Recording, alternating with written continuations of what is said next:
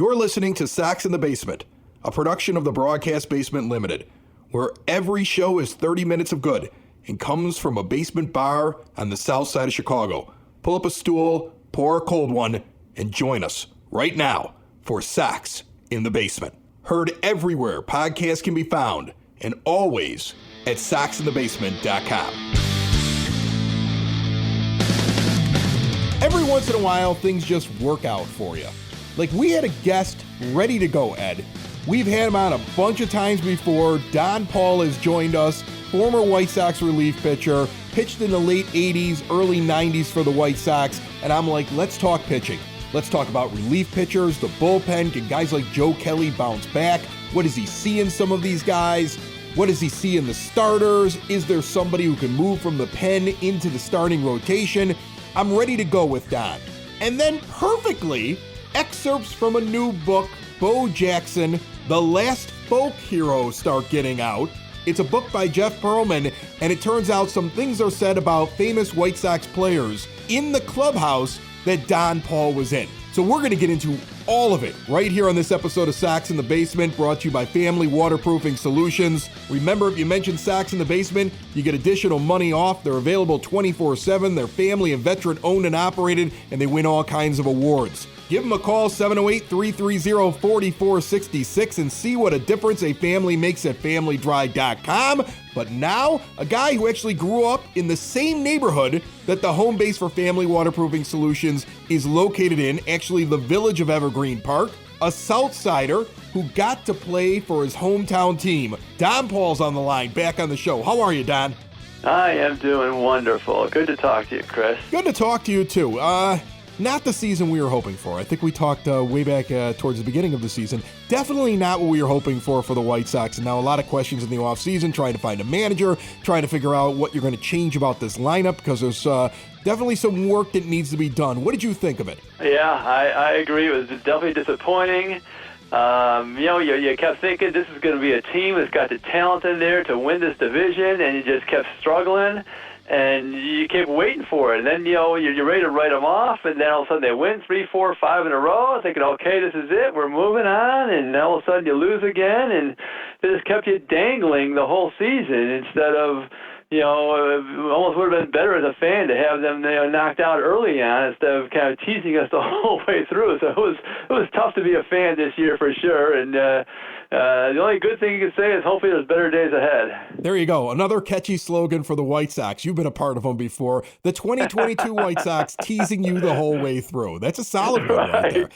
That's good. Or else better days ahead. I like that too. There we go. I like that one as well. So, you had a solid career in the majors. You bounced around to a couple of different teams. You ended up with a ring at one point.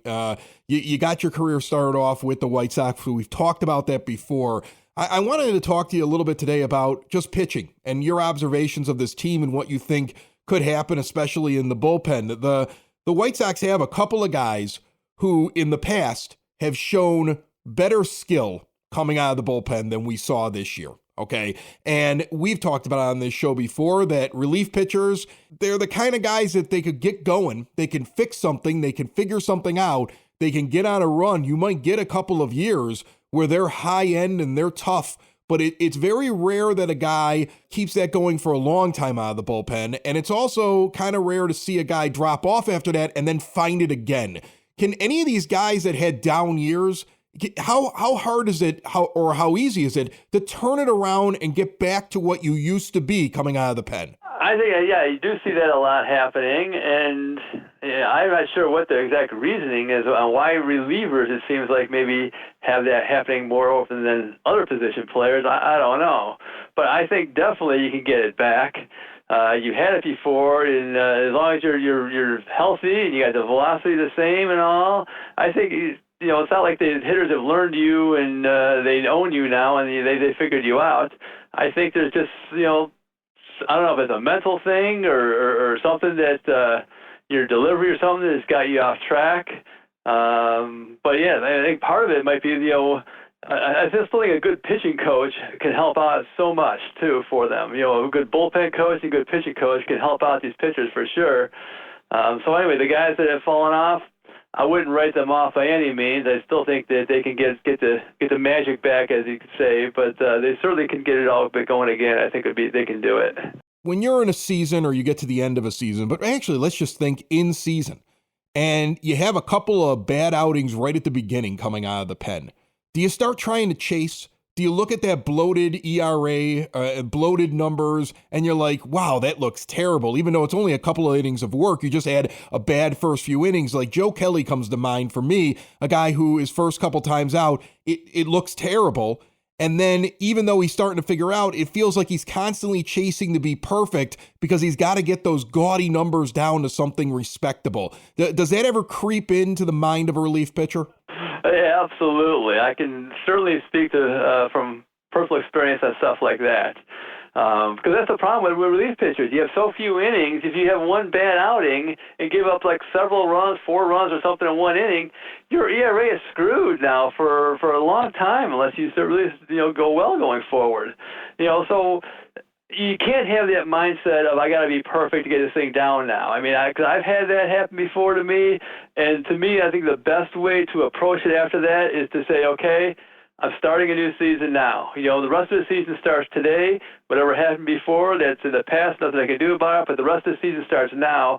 I want to have a good season from now on out. I mean, so it's basically you're looking at it like an opening day again for you and go from there, I think. And so that way you don't have the bad stuff weighing on you. It's just kind of clear the slate and start over is the way to go about it. It's all mental. You're known as a relief pitcher, but as you were coming on up in your life, you started baseball games, at lower levels. Is it different in terms of recovering from mistakes? I look at a starting pitcher and he could have a bad inning, but he gets left out there because it's early on and he gets to fix it right then and there. Where a relief pitcher, it starts to go wrong for him. Not only is he out almost immediately, but he might not get back in for a couple of days. What is the mentality there when you've had something go wrong and you want to fix it, but you may not be able to do it right away like a starter could? Yeah, that is a little bit of a problem with a reliever, and you're right. It's very different to be a starter than a reliever. But as a reliever, you got those things going on. You've got to go and work on it in your bullpen then. If you had some issues going on and you're taken out of the game, like you said, you can't work out of the game. The next day or so, you're in the bullpen. Maybe not heating up and using up your arm, but you're working on things.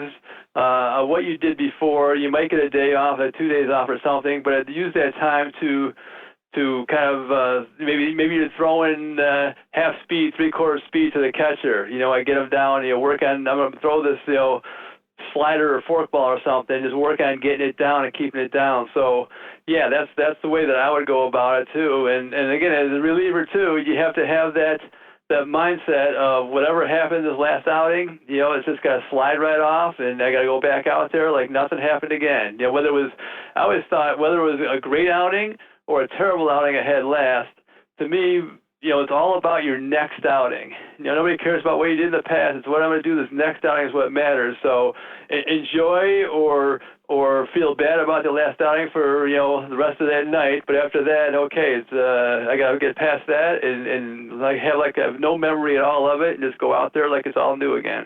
Dylan Cease had an incredible year. I'm sure you enjoyed watching that as a pitcher.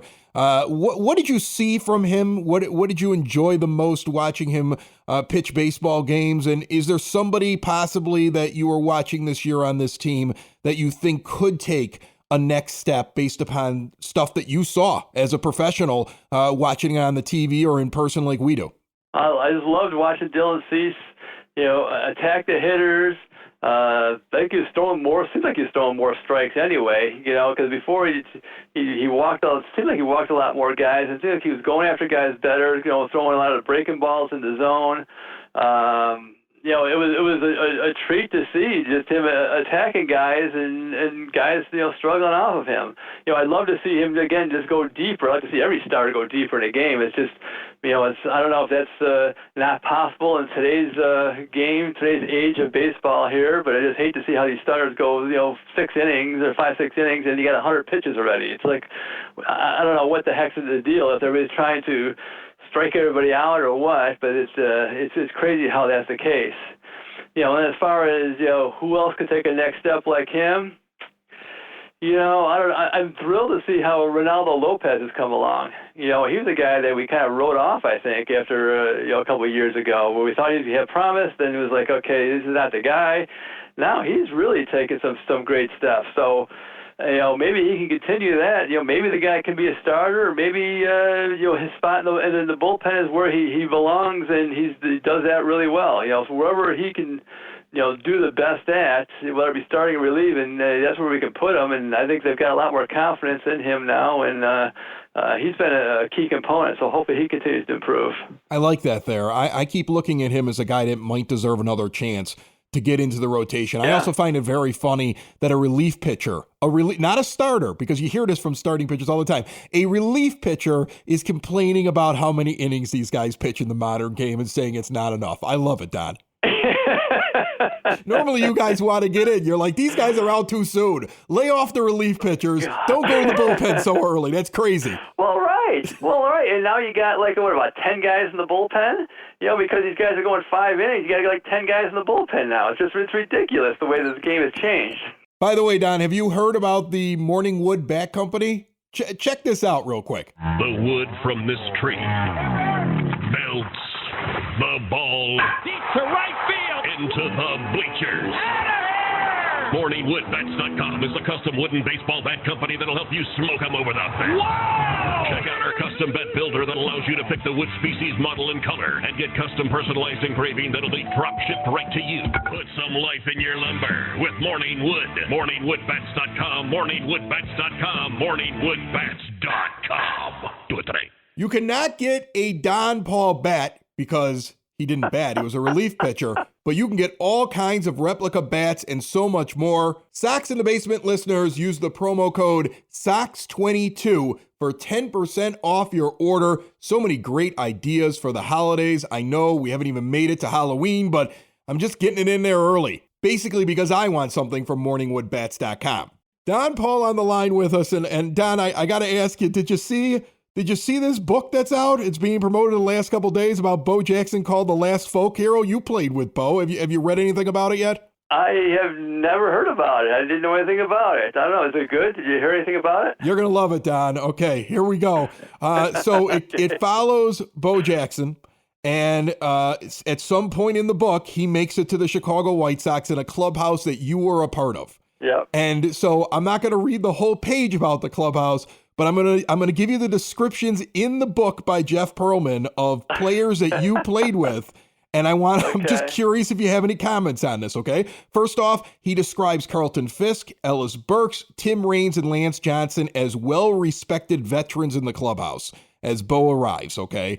He talks about journeymen that are in the clubhouse like Ivan Calderon and Mike Huff. By the way, you're not mentioned, Don, so don't worry about it, okay? Wow, okay. I think I'd be a journeyman myself. He talks about a surly brooder by the name of George Bell. That's what he's referred to as. And nonstop yapper Ozzie Guillen. Okay. And then goes on to talk about how Steve Sax like to flick the nether regions of players. And I'm going to give you the quote, Don. I hope that doesn't embarrass you, that Steve Sax was literally a penis flicking prankster. Any comments on that? All I can say is I think all that is very true. I would agree with everything, except for the journeyman thing a little bit, but everything else I think is pretty true. That's awesome. Okay, well then I got to keep going here. Now we're going to get to the pitchers. He describes a young Jack McDowell as cocky and Alex Fernandez as cockier. These guys were pitchers that were with you. I know it's 30 years ago, but I can see that. I can definitely see that in those guys. I'd say that yes, but I still think McDowell's cockier than Alex. All right, so now here comes the best part, and I'm kind of curious what your feelings are on it, especially because you can describe whether or not this is accurate about Bo, and then also about Frank Thomas. He really kind of, in the book, talks about Frank. I am not going to read the whole thing, but basically it says that Frank wasn't very easy to get along with. Lance Johnson refers to him as a baby. And oh yeah, he does. He calls him a baby and says that the year the coaches decided they wanted to bat Frank fifth to protect some guys in the lineup, he refused. And I heard that and thought, there goes our shot at the World Series, because everybody would just pitch around them, which they did. But it then describes that Bo Jackson shows up and he becomes the first guy who can just tell Frank Thomas to shove it because he's not afraid of him. So how accurately does that describe Bo? And do you want to comment on the thoughts on Frank Thomas? No, I got no comment on the Frank Thomas stuff. I mean, I can see how some people may think that about him. But it was good to have Bo in there, but I'll tell you what, the two people who kind of rode Frank Thomas the most and would tell him, right to his face, whatever they want to say, two guys you may think very unlikely, Ozzie Guillen and Joey Cora, were always all over Frank. It was hilarious, yeah. Little Joey Cora and big Frank Thomas, and Joey was just ripping into him the whole time. It was hilarious. I love that. I love hearing that, because you know what? I'm sitting there and saying, well, logically, Bo would sit there and look at Frank and be like, shut up. Like, I mean, like they right. describe him saying that here, and when I'm reading this excerpt from this book, but I love the idea, and I'm not surprised that Ozzie would talk trash. I expect Ozzie to yell at anybody, right? But Joey Cora, tiny little Joey Cora, as one of the guys that would just talk trash to Frank Thomas, amazes me. Yep. Oh my God. Yeah, it was funny. The Lance Johnson one, I don't know where he talks about Lance Johnson being a baby. No. He doesn't say Lance Johnson. He doesn't say Lance Johnson's a baby. Lance describes Frank as a baby. Oh, Lance describes Frank as a baby. Okay. Yeah. Again. Yeah, I'm not gonna go there for sure. No, I don't expect you to. I imagine a Donn Pall as a fly on the wall inside of that locker room. Are you just kind of sitting back and just watching and being like, I'm a kid from Evergreen Park. I'm not getting into the middle of this. Completely, yes. Just enjoying the show. Donn Pall and every guest here on Sox in the Basement, brought to you proudly by the Village of Lamont. Want to experience a downtown with real history, great eats and drinks, and green spaces filled with adventure? Visit the Village of Lamont. Shop, dine, drink, and explore, and see more at lamontdowntown.com. Is it weird to you that, like, something could pass so far away in time? I mean, it's 30 years ago, and then a book pops up, and now all of a sudden you hear a description of something that was happening in one of your clubhouses that you were part of a long, long time ago. Is it strange to you that could still come out into the public? I guess so. It is.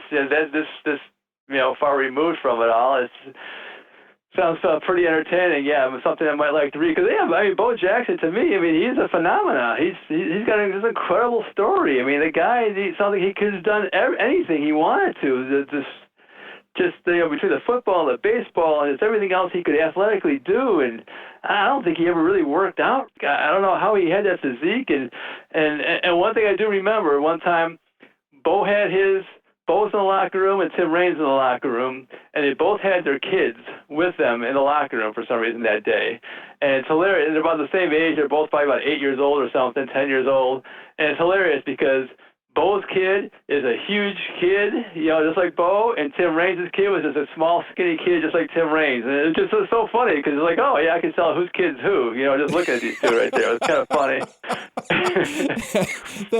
That's awesome. Are you disappointed when I say that I didn't see your name in the book? I haven't gone through the whole thing yet, but I don't see it. Does it bother you? No. I don't need to be named in the book. I don't know. It's but yeah, it's funny about the cockiness with Alex and Jack, and I don't know. And again, I look at it, for those guys, to me it was both cocky in a good way. They were both pleasure to have on the team. They were great teammates to have, and they were cocky because they were very good, and the cockiness helped them become better pitchers, I think. So I loved it, and I would love to see a book by Jack McDowell come out. That's what I'd like to read, because he's a guy that seems like he's pretty unfiltered, and so he just can't say what it is too. He has a lot more good stuff in there about everybody than Bo does.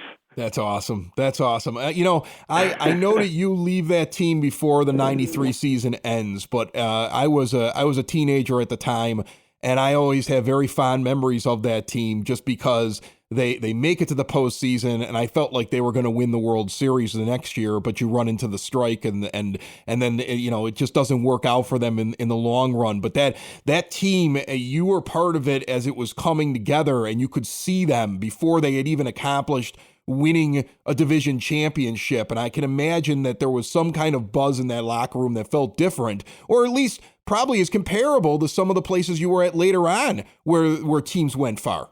Right. Yeah, for sure. And I'd say the bummer for me was, I came up in '88 with the team when the team was terrible. So to see this whole team come up with, young guys I played with in the minor leagues all kind of come up together when it was terrible to start with, and eventually start getting better and better and becoming a playoff caliber team, World Series possibility, and then they get traded off right when we got good and going to the playoffs. that was really hurt for me to have that happen to me. That's brutal. Now I feel bad for even mentioning it. I'm sorry, Dodd. No, not at all, not at all. But hey, I got traded to the Phillies. The '93 Phillies they went to the World Series as it turned out, and they were a phenomenal group of guys and stuff over there too. So yeah, don't feel bad for me. I had it good no matter what. Is that your pick for the World Series? I know as this episode comes out, we'll be in the middle of it, so I don't know what how many games each team will be up, but I would imagine you're pulling for a former team. I am for sure pulling for the former team, the Phillies. I still think that Houston is just a great team. They've got, they're the best. They got great offense. They got great defense. They got great pitching.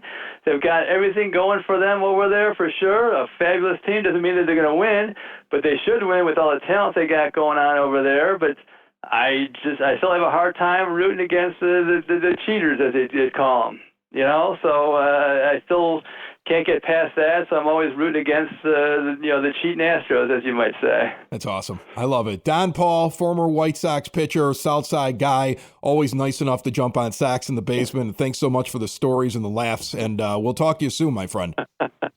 Anytime, Chris, for sure. Sox in the Basement listeners, do the hard work. And if you're a hardworking man or woman on the South Side, you need to be outfitted properly. And that's why you should visit Red Wing Shoes in Evergreen Park, New Lenox, and Geneva. A work boots specialty store that carries sizes from 6 to 16 and feet as wide as 4E. A 115-year-old company that came out of Red Wing, Minnesota. And one of its largest stores in the entire Midwest is in Evergreen Park, Illinois, ever since 1976.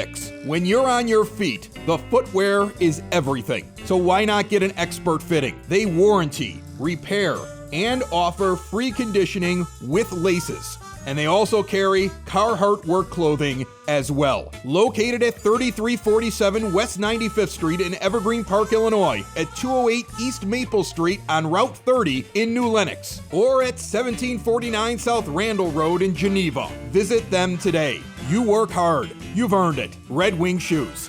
I want to get into Donn Pall and the stuff that he said. I love that interview. I had so much fun talking to him. Like I said, I had one idea for him, and then we got something that just dropped right in our lap, and I'm like, holy cow, we have a guy that was in that clubhouse, and we got to talk to him. But before we get into that, I have not gotten to you yet, my friend. Ed, give me your thoughts right now as we sit here on the White Sox managerial situation. Well, the good news is that they haven't messed it up yet, right? They haven't done anything to completely screw this up. It still seems to be between Joe Espada, who is probably Rick Hahn's choice, and between Ozzie Guillen, who seems to be gaining momentum as I'm looking at things on Twitter and people going back and forth. There's this, idea that he's gaining steam. John Heyman comes on and says, hey, it's I wouldn't be surprised, wouldn't be my choice. Everyone, Kaplan's on a radio show, David Kaplan's on a radio show, not his own, but another one, saying that he wouldn't be shocked, essentially if Ozzie got it, because Jerry seems to really want Ozzie Guillen to do this. And I think what you're looking at is the choice between a guy who showed he could manage and showed that he could do this very, very well. He was a very good manager. Ozzie Guillen was a good manager, at least at the start. Okay, when he first came on board, he was a good manager. He did pretty well with the team before 2005. He did very well in 2005. They won a World Series. They were not expected to win a World Series that year. So you have a pedigree there. And then things fell apart after that. It did go downhill for Ozzie, and he fought with the front office. And that's apparently what the interview with Jerry was going to be about, was clearing the air and getting this idea out of, here's why it went wrong 12 years ago, and here's why it'll be better this time around. Just opening up about that and having that therapy session with Jerry Reinsdorf. Doesn't change the fact that he also flamed out in Miami. He had problems down there. He did not end in a glorious fashion down there. So my big concern with Ozzie is that he's flamed out twice. And you have a guy that I think knows this team. I think if you hand him the same team that the Sox had this year, he would have handled it differently than Tony did, differently than Miguel Cairo did, and could be a breath of fresh air in that regard. But you also have to think about the fact that this is still Ozzie Guillen. It's going to be a different team next year.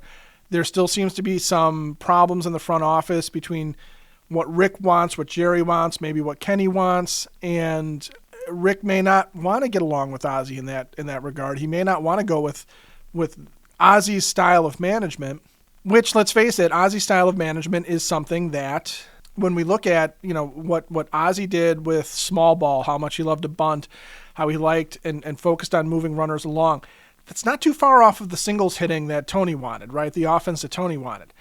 I think Ozzie might be capable of letting this team ride and letting it rip, but I'm just not entirely sure. I'm not 100% convinced that that's what's going to happen with this.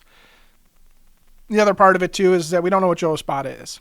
We know he's a good bench coach. We know that he's coming from a winning organization in the Astros. We know that he's been learning at Dusty Baker's right hand. But we don't know if he's going to be a good manager, if he's going to be able to handle the X's and O's, calling the game, doing what he needs to do, handling the clubhouse the way he needs to. He's going to make rookie mistakes, and I don't know if this team can do that. So I'm torn.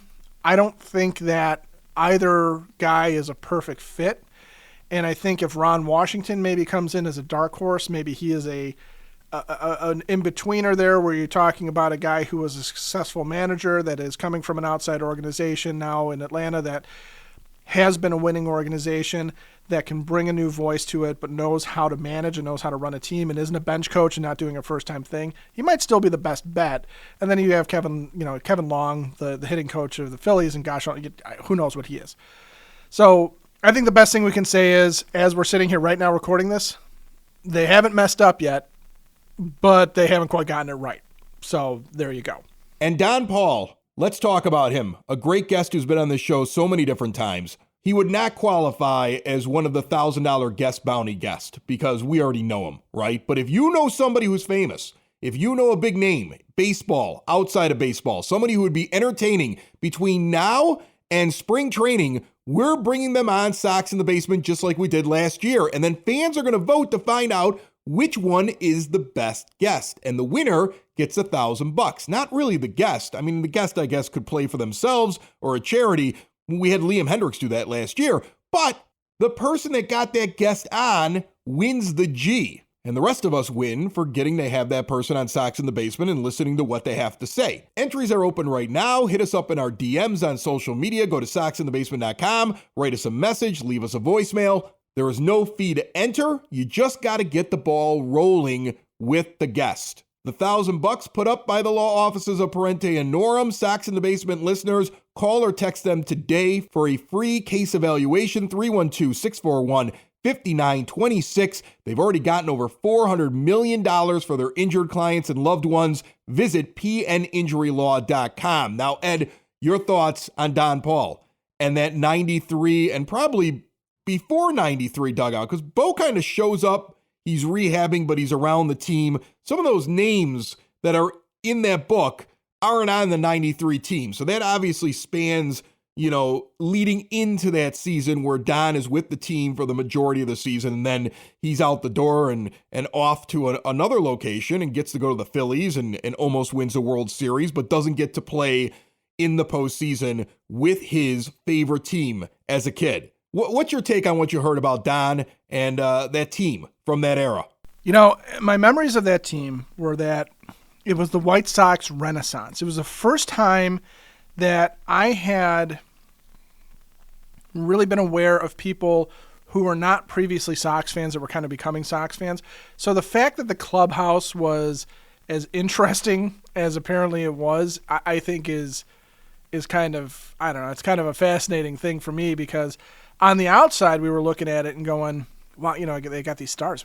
Bo Jackson, Frank Thomas, you got these huge stars. Jack McDowell, rock and roller, and and this great pitcher, and you got all these great pitching, and Donn Pall, of course, too, and Hawk and Wimpy at their Hawk and Wimpiest. It just the whole thing that came together, and it was like, gosh, this is great. As a Sox fan, it was vindication, because I had been in the northwest suburbs of Chicago as a kid, and that's Cubs territory. Man, I was picked on for being a White Sox fan, like you wouldn't believe. And for that '93 team to come around, everyone's like, the uniforms are cooler now when they went to the silver and black. They're a winning team. They got these great players. There was a lot of respect. There was just a lot of respect for it. And I love hearing about the insides of that, because that era for me is when Sox fandom became cool beyond Sox fans for the first time, at least in my lifetime. And I don't think we'll ever see that kind of a turnaround of White Sox coolness again in my lifetime. They'll have to come up with some radical new uniforms, or they might have to do something, really, really amazing and make you and I the face of the franchise. Sox in the basement. Sox in the basement. Sox in the basement. Sox in the Basement. Heard everywhere podcasts can be found, and always on soxinthebasement.com.